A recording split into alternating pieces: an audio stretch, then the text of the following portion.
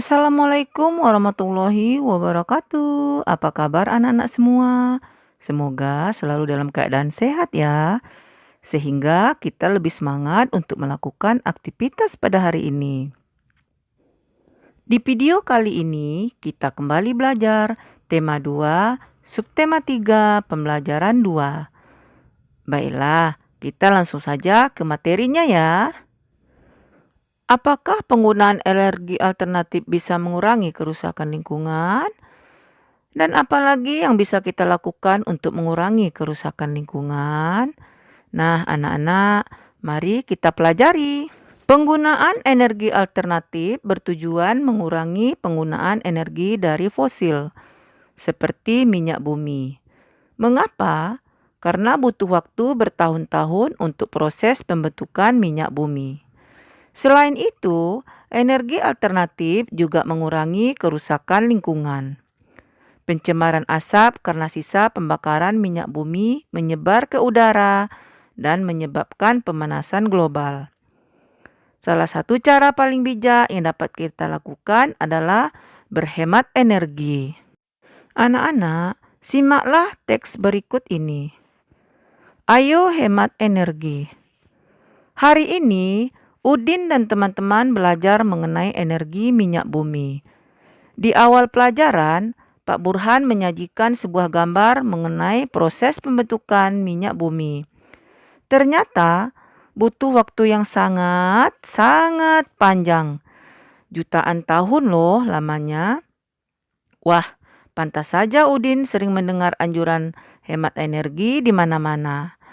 Ketika berjalan pulang dari sekolah, Udin, Lani, Edo, dan Siti berbincang-bincang mengenai menghemat energi.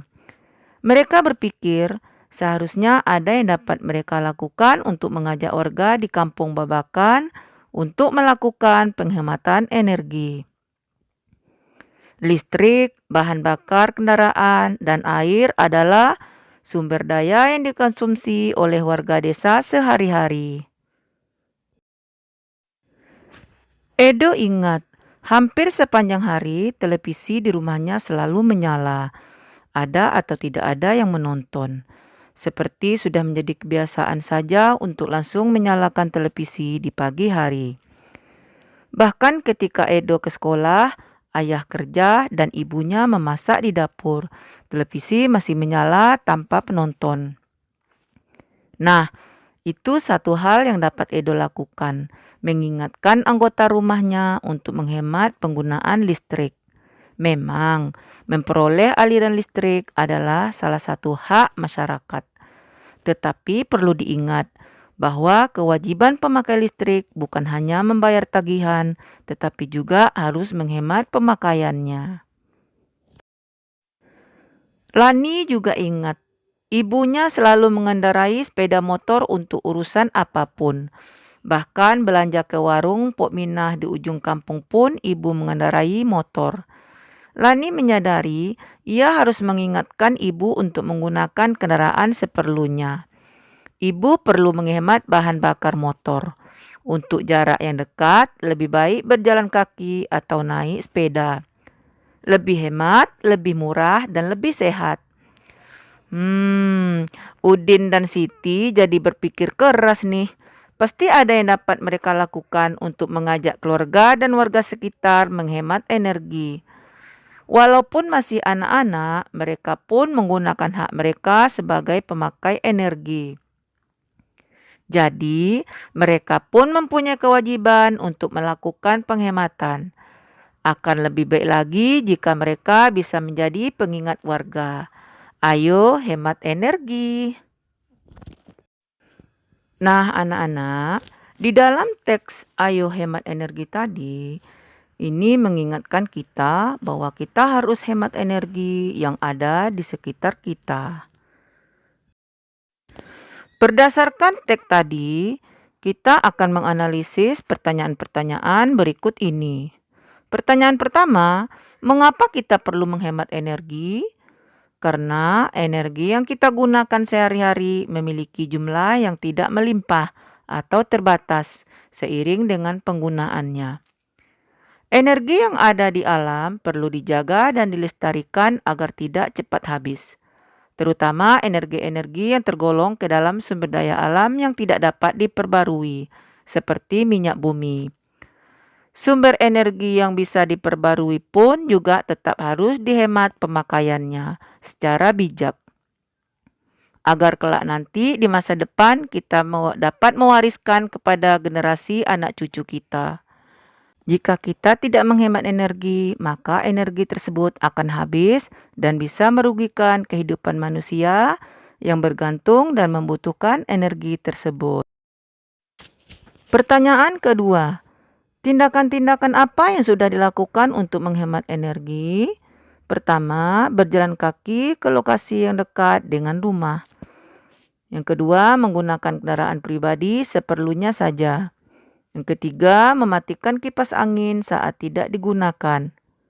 Kemudian, mematikan lampu saat siang hari yang cerah. Menutup keran air setelah bak mandi terisi penuh.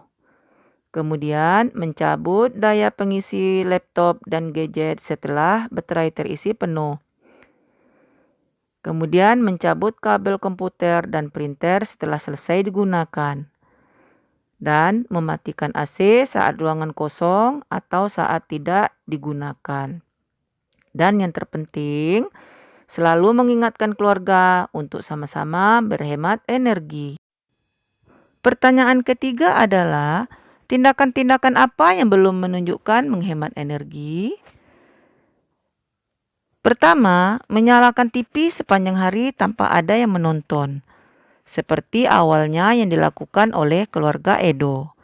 Tetapi Edo sudah mengingatkan kepada keluarganya untuk selalu berhemat energi. Yang kedua, menyalakan kompor secara berlebihan dan saat tidak digunakan. Dan ketiga, terus menghidupkan mesin air meskipun bak mandi sudah penuh dan airnya tumpah. Dan yang keempat, menyalakan AC secara terus-menerus agar ruangan tetap dingin. Pertanyaan yang keempat, hal baik apa yang bisa kamu pelajari dari cerita tadi?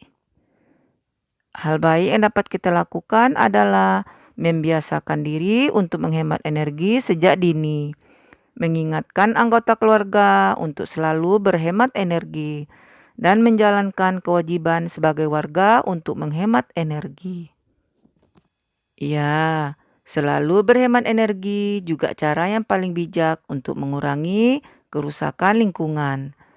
Sebagai bagian dari masyarakat, itu adalah kewajiban kita. Hal-hal apa saja yang sudah kamu lakukan untuk menghemat energi? Ayo anak-anak, kita pelajari peta pikiran berikut ini. Pertama, gunakanlah air secukupnya. Yang kedua, matikan pompa air jika tidak digunakan. Ketiga, matikan peralatan listrik bila tidak digunakan. Yang keempat, gunakan peralatan rumah tangga yang hemat energi.